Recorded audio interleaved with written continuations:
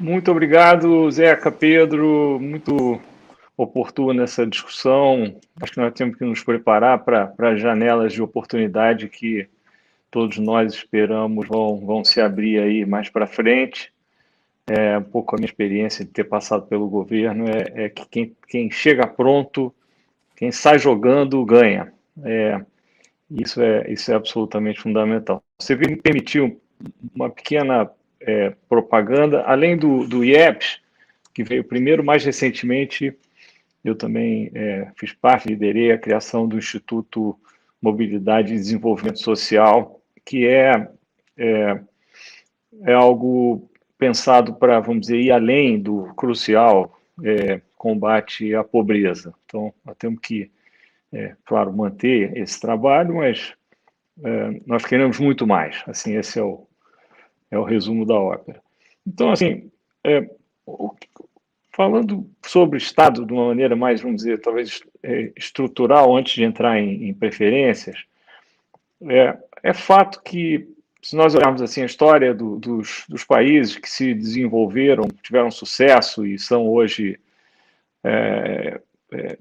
países bons de se viver, prósperos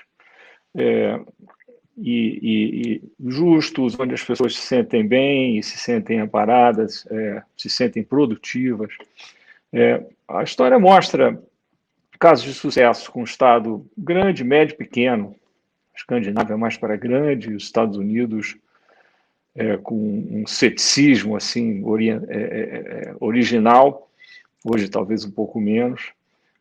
E acho importante, eu assisti o primeiro painel, fazer uma diferença entre um Estado, o tamanho do Estado e o Estado ser ou não enxuto. Tá? A meu ver, essa é uma questão, assim, em tese não ideológica. Seja lá qual for o tamanho, que ele seja enxuto. Enxuto significa que ele faça o que tem que fazer da maneira mais eficiente possível, e isso é super básico. A questão do tamanho, enfim, então o que eu estou dizendo aqui, só para resumir, assim, o que importa mais é a qualidade. Eu tenho assim um viés muito forte a favor do Estado enxuto, e no caso do Brasil, eu vou elaborar um pouco sobre isso. Algo assim me diz que um Estado médio provavelmente é o adequado. O que determina isso vai longe, no fundo, é a história de cada país e a sua cultura. Né? E eu andei revendo uns textos do Essa de Queiroz, na verdade, acho que foi o primeiro ou segundo artigo que eu publiquei em jornal, lá pelos idos de 1985, os textos do livro Uma Campanha Alegre, que foi uma coletânea de artigos de jornal publicados nas farpas. Eu abro aspas aqui só para fazer uma rápida citação. Dizia o Essa, isso 1871, tá? Toda nação vive do Estado. Aí todo um parágrafo muito bonito, eu sugiro que se abra no Google aí para dar uma olhada depois.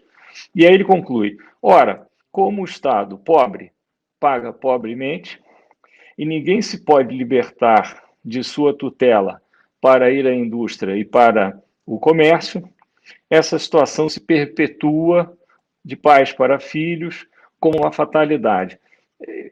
Eu li e reli essas farpas, eu recomendo fortemente, é muito parecido com o que nós temos, muito. Então, nós estamos com 150 anos de cultura transmitidos aqui para nós. É um caso bem complicado. Então, eu queria dividir os meus 20 e poucos minutos, já gastei um ou dois aqui, falando primeiro do nosso Estado, olhando por um aspecto quantitativo, algo assim meio irresistível para um economista, e depois falar dos aspectos mais qualitativos. Eu sou do campo aqui de que acredita que saúde fiscal também não é um tema ideológico. Quer dizer, a nossa história assim, é claríssima com relação a isso. É uma crise atrás da outra. Isso não serviu para nada, ninguém ganhou nada com isso. Tá? Então, esse é o ponto. Bom, O Brasil tem um estado bastante grande para um país de renda média. Falo aqui pensando em comparações internacionais. Nosso estado aí, olhando pré-pandemia, na pandemia o estado gastou mais, era aí em 30 e poucos por cento do PIB, mais ou menos, chegou a 35%.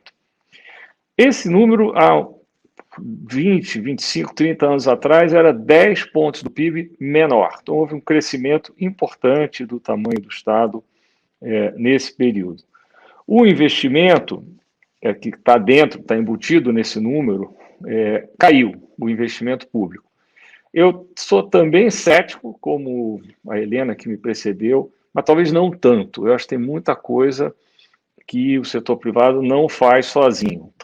Então, acho que nós temos que ter a disciplina para fazer direito. Pesquisa básica,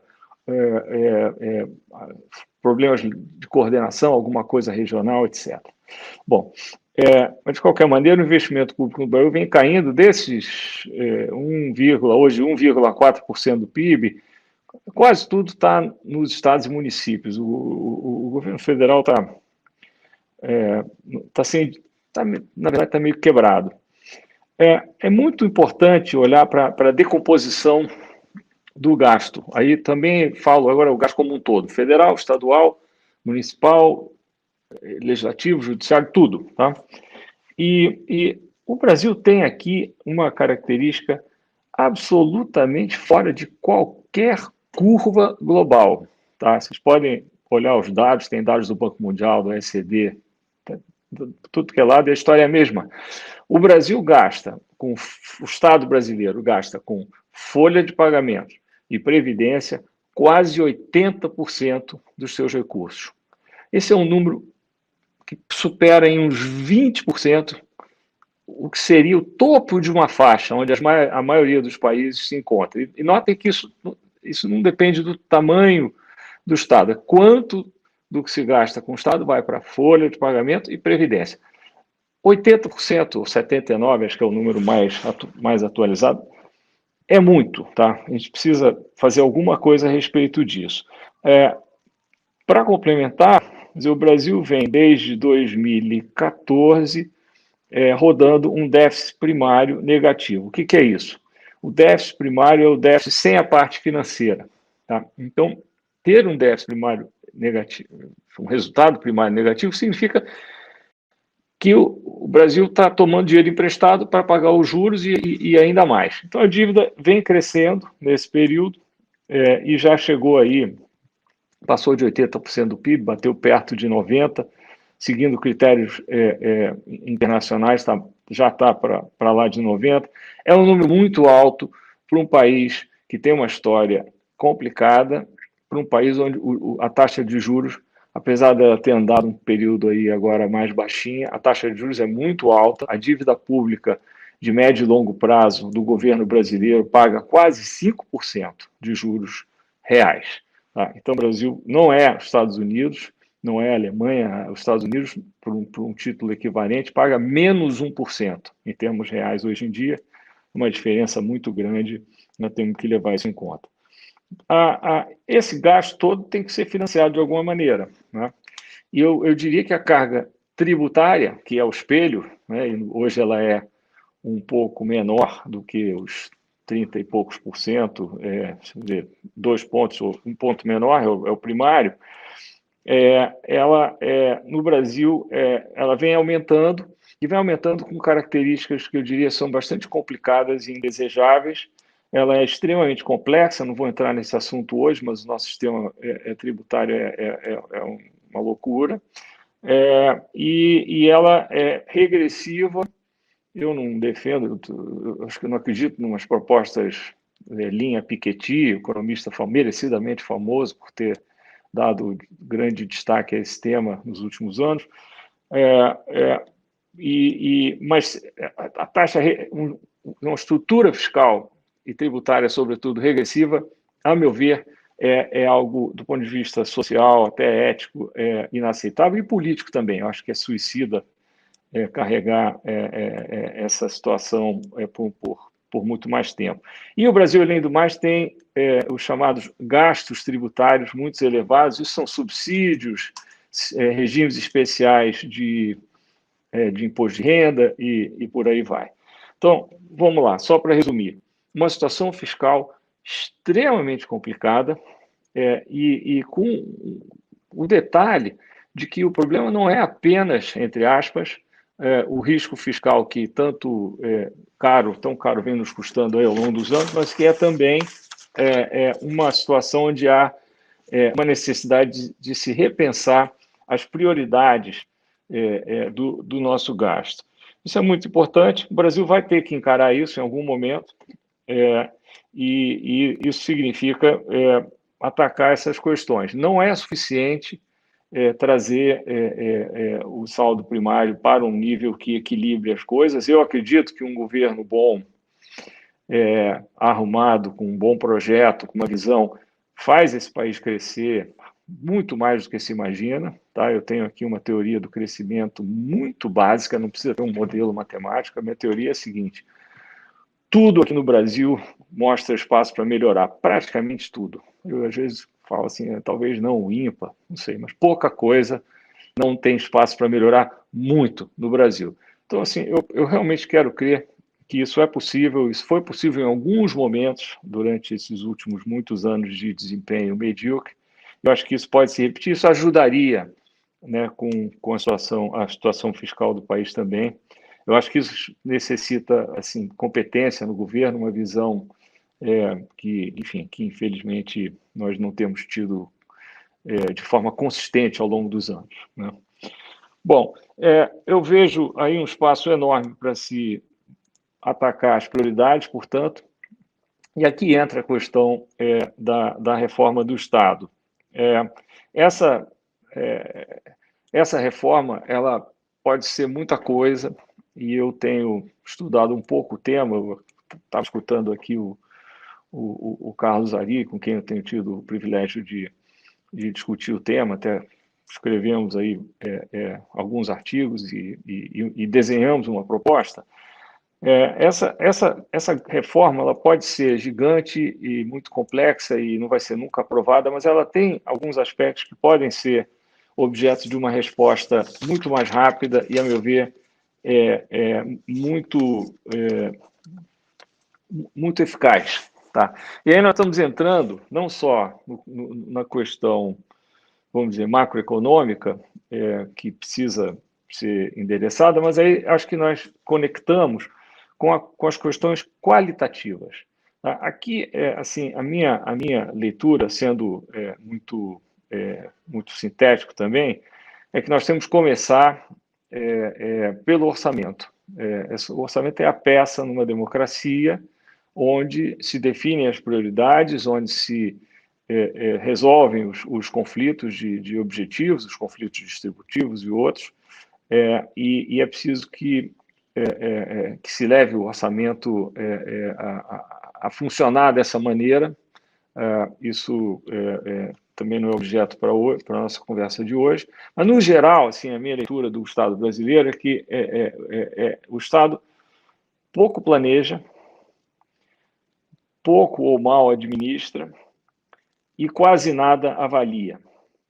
Então, assim, eu acho que é fundamental que se crie aqui uma cultura de justificar tudo o que se faz, isso vamos chamar, seria a fase de planejamento, muito simples, de administrar com transparência e rigor e avaliar. Avaliar é muito básico, mas não acontece. Assim, pouco se avalia no setor público brasileiro, dá para fazer muito mais.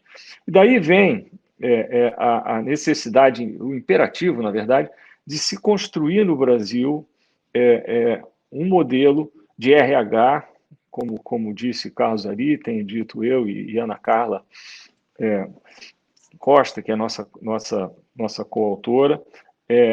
Nós precisamos trabalhar no RH do Estado para fazer as coisas funcionarem melhor. Não se trata apenas de, ao longo do tempo, se conseguir fazer mais com menos, que eu penso que é bastante viável, mas também já para fazer algo melhor. Então, aí nós temos uma proposta, até, teria sido melhor o Carlos ali resumir, porque ele entende muito mais disso do que eu, mas a nossa proposta, ela faz uso do que já existe na Constituição. Se vocês me permitirem, eu também vou ler agora aqui mais uma coisinha, eu tenho aqui na tela aqui do lado, aqui no estúdio Tabajara, o artigo 41 na tela. O artigo 41, ele fala sobre estabilidade no emprego e, essencialmente, fala que o servidor público, o Estado, só perderá o cargo se, houver uma sentença judicial transitada em julgado, 2, mediante processo administrativo, assegurada ampla defesa. Pouquíssimo acontece nesses dois casos, eles levam décadas para se resolver. Mas aí tem o terceiro inciso, isso veio da reforma que foi pilotada, acho que essa emenda constitucional foi de 98, da época do ministro Bresser Pereira, presidente Fernando Henrique liderando. E aí tem o inciso 3, já está na Constituição. Eu falo isso aqui porque a maioria das pessoas não sabe. Peguem a sua Constituição, quem não tem, compre uma, você tem que ter uma em casa, e dá uma olhada. Diz lá no terceiro inciso, mediante isso, como um servidor público pode ser demitido? Mediante procedimento de avaliação periódica de desempenho na forma de lei complementar, assegurada ampla defesa. Então, foi esse o caminho que nos levou a desenhar uma proposta super enxuta, não depende de alterar a Constituição. A Constituição já prevê, essa foi uma emenda construída e não aproveitada. Eu vejo isso como sendo um espaço para uma verdadeira revolução. Deveria entrar em vigor imediatamente. Eu realmente não consigo entender quem possa defender não avaliar servidor público. Eu acho isso assim um assinte, um desaforo à sociedade. Não avaliar. É incrível, mas isso está há 23 anos esperando uma solução. Isso teria impacto imediato. Não creio que isso fosse levar realmente eu não acredito que isso vai levar a uma mudança rápida, mas vai levar a uma mudança de cultura da maior importância. Tá? Então, esse é um ponto. Dois outros temas aqui ainda, nesse, vamos chamar do lado qualitativo, são estatais e o tema provisão versus financiamento. Nas estatais, eu concordo com a Helena, eu acho que o governo, a princípio, não deveria ter empresa. Eu acho que a nossa história, não tenho certeza que a nossa história mostra com clareza que as estatais falham tanto como Estado quanto como empresa. Então, é um modelo ruim, isso precisa ser pensado. Eu não venderia a Petrobras para uma multinacional chinesa, isso pode ser, você tem várias soluções que poderiam dar conta disso, ligadas à governança e várias outras. Um segundo tema, ainda penúltimo tema aqui, ainda nessa linha, diz respeito a como o Estado atingiu seus objetivos. Eu tenho absoluta certeza de que nós não vamos conseguir dar uma resposta adequada às desigualdades do Brasil, sobretudo, à falta de oportunidade que vigora aqui, sem um empurrão do Estado. Não vejo como.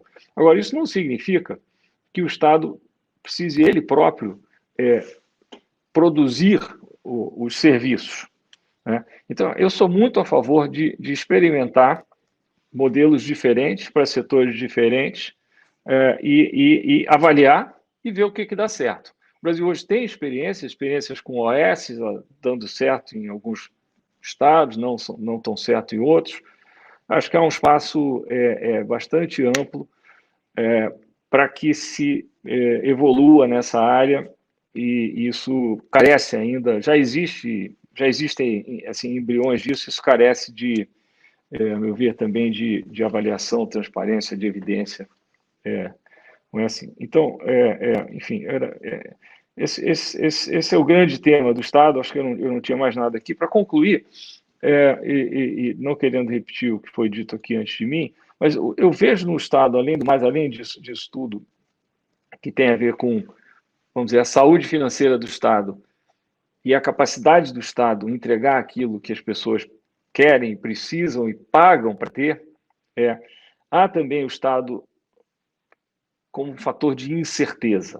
e esse é um grande tema. Carlos Ari cobriu, ele vem fazendo um trabalho magnífico nessa área. Nós estamos falando de um sistema onde existe enorme complexidade, enormes e desnecessários espaços de atuação discricionária, também não vejo razão disso, e na área econômica, então, isso é claríssimo.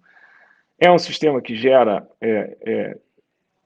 um turbilhão de judicialização e que poderia passar por uma espada no nó górdio, na linha do que Carlos Ari sugeriu, com uma grande emenda de desconstitucionalização. Mas mesmo isso não ocorrendo, eu penso que no desenho das coisas ligadas ao Estado já daria para avançar bastante. Então, assim, isso é o que eu tinha a dizer. Quantitativo, o Estado brasileiro está em situação, eu diria, pré-falimentar, algo precisa acontecer. As prioridades espelham captura do Estado, isso é um problema de natureza política, talvez o Christian possa querer entrar nisso. Eu acho que sem uma mudança assim, bastante profunda no sistema político, nada disso vai funcionar. Passo a bola para você, Christian, já. E no geral, um grau de rigidez que também atrapalha muito. Esse foi o ponto do Carlos Ari.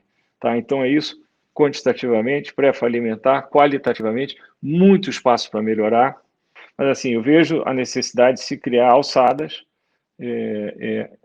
a necessidade de se documentar, vamos dizer, a vida funcional de cada um, de uma forma assim, sistemática, que passe por alçadas com comitês, onde se evite, dentro do possível, abusos de poder, que, enfim, que sempre são um risco, inclusive o setor privado também, né? Assim, as grandes empresas têm em comum essa mesma necessidade de se criar um sistema que seja justo. Eu acho que isso seria difícil com esse governo hoje. Na verdade, eu acho que nessa altura do jogo, não recomendaria a aprovação de muita coisa, talvez de nada, para falar a verdade. Depois eu penso que isso teria que ser exposto. Eu diria assim, um governo funcionando numa certa normalidade democrática, com os pesos e contrapesos, possibilitaria vamos dizer, o amadurecimento de um sistema que fosse percebido como justo, e isso se consolidaria. Esse risco, numa situação mais normal, onde a democracia não estivesse ameaçada, eu acho que nós deveríamos correr. Hoje eu tenho sérias dúvidas também. Quer dizer, me dá medo dar mais poder para o atual governo. Mas eu estou pensando no que vem depois, e aí eu tenho bastante convicção. Eu acho que isso funcionaria bem. Vários países têm modelos, até a China. A China, por exemplo, que é um regime autoritário, ela tem um RH bem arrumado. Isso, claro, o fator lealdade na China tem um peso enorme, e a lealdade não é um bom alicerce para se construir, né, uma nação republicana, livre, democrática. Mas nesse aspecto eles têm o modelo, tem lá um modelo que não funciona direito. Eu fiquei muito surpreso quando eu vi, e gera assim um mínimo de meritocracia. Claro que ela lá vem misturada com lealdade, e aí complica tudo. Mas outros países têm alguma coisa nessa linha. Mas eu concordo. Aliás, eu comentei assim mesmo passando, mas aproveitando que acho que ainda tem mais um minuto, nada disso vai a lugar nenhum. Eu diria que com um sistema político assim, bastante desarrumado como o nosso. E aí eu estou mais no seu campo, mas assim, eu acho que número de partidos, a possibilidade de se passar por um sistema com voto distrital misto, etc., eu acho que isso tudo seria a base de uma resposta maior, né? Em última instância, o parlamento pode como aliás foi dito aqui já antes pela Helena, eu acho que são 125 emendas e tal, então isso também não me dá muita segurança, não. Então, assim, acima de tudo, se qual a reforma mais importante, o que precisa evoluir mais? Acho que precisa evoluir mais é que nós estamos há 40 anos crescendo pouquíssimo, mesmo com bons momentos, Fernando Henrique, bons momentos de Lula.1, sobretudo, mas o resultado final foi muito modesto. E eu acho que assim, é uma pergunta de natureza política, em última instância. Por que é que nós, enquanto nação, não conseguimos nos organizar para fazer melhor as coisas, para crescer de uma forma inclusiva, sustentável, etc. Mas nesse quesito específico da reforma do Estado, eu acho que eu estou de acordo com a sua crítica e acho que há que se tomar cuidado, mas eu não abandonaria o projeto por causa disso. Acho que ele precisa ser desenhado num ambiente onde se possa confiar no funcionamento republicano das coisas aqui no Brasil. Me parece que a educação é um ponto em comum a nós todos, né? Não há saída sem educação, mesmo que isso pareça assim, algo que pertence a um futuro muito distante, muito incerto, né? Porque tem de fato muita inovação. Eu sou um otimista com relação à produtividade, embora os dados não confirmem. Eu penso que nós temos problemas de mensuração, e eu acho que, em última instância, a resposta está um pouco por aí. Eu não teria assim uma lista completa de exemplos para dar como resposta ao paradoxo da produtividade. Esse é um bom debate, e só o tempo dirá. Ele ameaça o emprego. A indústria está voltando para os Estados Unidos hoje, basicamente porque não emprega ninguém. Então, nós estamos falando do setor de serviços.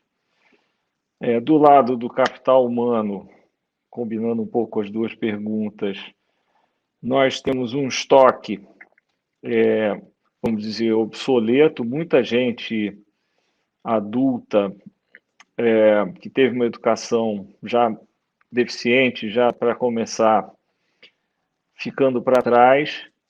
E esse é um desafio gigantesco. Acho que é o maior desafio, eu diria, do desenvolvimento econômico, é como fazer com que as coisas ocorram de uma maneira inclusiva.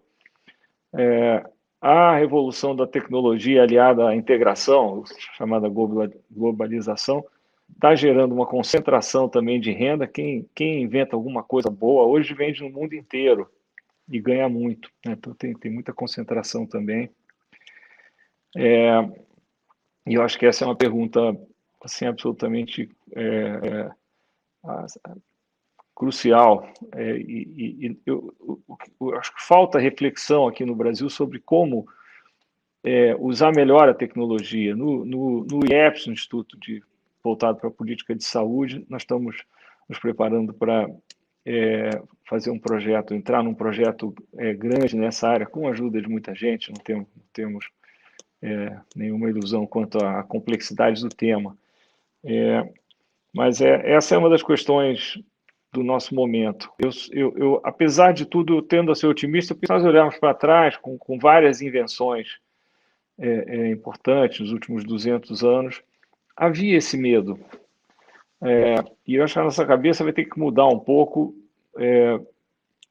na direção de entender que o peso do setor de serviços, e aí entra um pouco a coisa social, Zeca, que eu vejo uma necessidade de se repriorizar o gasto público, e vejo isso tendo como base, vamos dizer, conceitual, o ponto de partida onde nós nos encontramos. Eu tenho alta convicção de que no Brasil nós estamos muito longe de qualquer trade-off entre equidade e produtividade ou coisa do gênero. E mais, se nós olharmos a política social de uma maneira dinâmica, tá? Então, ok, estática, o que eu quero dizer com isso? Vamos combater a pobreza, tem efeitos dinâmicos também, porque isso salva famílias e mantém crianças em algum trilho, ainda que deficiente. Mas quando nós vamos além do que seria a política de combate à pobreza, sobretudo a política de combate à pobreza extrema, que precisa continuar, não há dúvida, os investimentos na natureza social, além de contribuírem para reduzir a desigualdade, aumentar a mobilidade social, aumentar o espaço de oportunidade para as pessoas no Brasil, ajuda no crescimento também. Eu acho que o ponto de largada do Brasil nessa área é tão ruim que eu vejo essas coisas alinhadas. Né? Isso não é verdade para todos os países, em todos os momentos. No nosso, me parece muito claro. Eu venho dedicando tempo a isso, em parte porque eu acho que esse foi um espaço que, de certa forma, foi se apropriado por uma esquerda que frequentemente precisa ser escrita entre aspas, né? Porque a esquerda do Bolsa Empresário, que é 15 vezes maior do que o Bolsa Família, para usar a expressão feliz aí do Gustavo Franco. Então, eu acho que essa área precisa ser tratada de uma maneira diferente, mais ou menos na linha do que eu falei, com muito rigor, com avaliação, com experimentação, mas com avaliação. E eu acho que isso é parte de um futuro. Eu estou apostando que nós vamos acabar reinventando a social-democracia, não só aqui no Brasil, mas uma social-democracia século XXI. Mais atenção ao meio ambiente, qualidade de vida, saúde mental, etc, etc. Eu acho que isso está no ar, é uma bola que está quicando. Hoje o Brasil tem uma estrutura partidária que não espelha muita coisa, há uma certa pobreza de alternativas. Eu acho que o lado social precisa entrar misturado, combinado ao lado liberal, que, no fundo, é o motor da prosperidade. Né? Também não podemos imaginar um sistema que dispense esse lado. Para terminar, a teoria monetária moderna, MMT em inglês, ela, assim, ela agride o bom senso. Não é razoável, e eu venho falando sobre qualidade do investimento público há muito tempo. Eu achei o André super bem-vindo a essa área, na medida em que é preciso cobrar do Estado prioridades. Agora, pensa num exemplo privado, só para começar um pouco a discussão. Assim, você é uma empresa, você é dono de uma empresa que já quebrou 5 vezes. Aí você vai lá no banco e fala, dá um dinheirinho aí que eu vou investir, agora eu vou investir bem. Legal, mas aqui não tem. Por que num país que gasta 35% do PIB, não é possível se repensar as prioridades? Que credibilidade? Você diz, não, eu já gastei com um monte de coisa, um monte de besteiras, aí agora eu quero um pouquinho mais para gastar em investimento, que eu nem sei se vai conseguir ou não ter essa qualidade toda, diga-se passagem. Né? Então, assim, eu sou muito cético com relação a isso. Isso aí parece ser mais uma manifestação da famosa, em Brasília, síndrome das prioridades invertidas. Não, eu gastei um monte de coisa, agora eu quero mais dinheiro para investir, e vou investir bem. Legal. E aí, além do mais disso, eu vou imprimir moeda. Aqui no Brasil, então, ótimo. Isso para mim parece mais uma ameaça do que uma solução. Eu realmente não vejo como você pode acreditar nisso. Se você está num país em que a taxa de juros é zero, como você tem hoje ainda, próximo de zero nos Estados Unidos, negativo, ligeiramente negativo em alguns países, ok, você pode fazer alguma coisa. Mas isso é mais uma manipulação de preço de ativos, tá? Isso, para quem não é do ramo, é isso que eles estão fazendo. Tá? Vamos derrubar um pouco o juro de longo prazo para ressuscitar um pouco aqui a economia que está muito mole. Então, assim, eu não vejo aí, infelizmente, aqui no Brasil nós já testamos tudo que é tipo de solução, assim, entre aspas, criativa, sem enfrentar os reais problemas que nós temos. Eu não vejo a menor chance de uma proposta que não encare para valer a qualidade da educação, a qualidade da saúde pública, a qualidade do serviço público em geral. Eu não vejo a menor chance do Brasil atingir o seu potencial. Agora, com isso, eu teria vergonha, fazendo parte de um governo arrumado, de crescer menos que 4% ao ano. Aí, pela minha teoria muito rústica, mas que eu acho que é totalmente prática, assim, é colocar pessoas competentes com um sistema político que permita isso e a coisa vai funcionar. Você vai dizer, isso não tem jeito porque eu não vou conseguir mexer na política. Aí não tem jeito. Se for isso, não tem jeito. Mas se tiver, eu acho que nós que estamos do lado de cá, eu não sou político, não sou candidato a nada, nós temos que estar prontos. Nós temos que estar prontos. É o Carlos Ari que está com as ideias dele, a Ana Carla, que eu não sei se faz parte do grupo, mas assim, é uma enciclopédia de conhecimento nessa área, que é a nossa colega. Está pronto, acho que é o nome do jogo agora. Vamos ficar prontos. Se abrir a janela, nós vamos botar para funcionar. Se não abrir, paciência.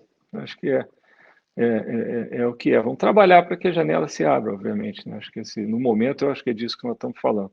Enfim, para resumir, eu tenho todo apreço pela ideia de gastar bem o dinheiro público, todo, e eu acho que isso exige transparência, avaliação, rigor, e um pouco de disciplina, gente. Otimista, assim, diferente de positivo, eu sou positivo também, mas otimista tem um viés, assim, de que as coisas tendem a dar certo e tal, mas caramba, eu fico pensando na minha vida adulta, eu me formei em 79, nossa senhora, que coisa, né? Mas eu não vejo, assim, vamos falar de elite primeiro. A nossa elite, seja lá o que for isso, ela apoiou maciçamente a Dilma, com as ideias malucas dela, apoiou maciçamente o Bolsonaro. Então a nossa elite não está com essa bola toda, não. Eu faço parte dela e tal, não quero falar da minha postura, mas isso é um problema. E eu não sei até onde isso vai, antes que caia a ficha aqui, né? Eu trouxe essas trechozinhos aqui do Essa de Queiroz, mostra que isso já está por aí, não é de hoje, né? Então isso vai ter que mudar. Eu acho que nós já, assim, eu infelizmente acho que chegamos a um ponto que nós agora já estamos dependendo um pouquinho demais da sorte, para as coisas darem uma ajeitada.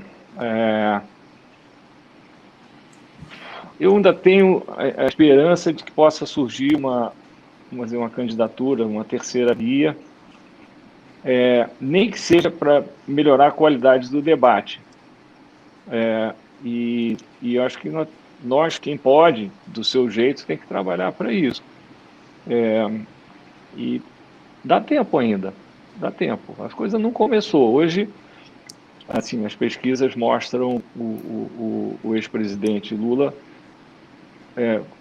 com bastante apoio, uma rejeição, eu diria, relativamente baixa da história. Mas isso pode mudar rápido. Assim, vamos fazer a nossa parte e trabalhar para ajudar a construir alguma coisa. Eu acho que isso não está ainda fora do nosso alcance. Há muito tempo, esse um ano aqui nesse mundo, as coisas podem mudar muito rapidamente. Eu não estou querendo menosprezar as dificuldades, não, são enormes. Mas é o que nos resta. Acho que nesse meio tempo, eu gostaria de ver, além desse esforço de curto prazo, um repensar partidário. Eu hoje, sinceramente, não tenho um partido o qual eu me sinta bem dentro. Eu sou um liberal progressista, meio verde, assim. Não tem. Então, assim, acho que em algum momento isso precisa acontecer como uma construção. É provável, se o Congresso não mudar as regras, eles estão lá pensando agora em fazer uma mudança radical nessa área de novo, né? Acabar com essa proibição das coligações e por aí vai. Mas eu acho que vai ter espaço e daí pode surgir alguma coisa para um futuro mais distante também. Mas no curto prazo eu acho que não é para se desesperar, para se preocupar com certeza, mas eu acho que ainda não está na hora do desespero, não. Eu acho que é mais para o desespero. O desespero vai vir depois.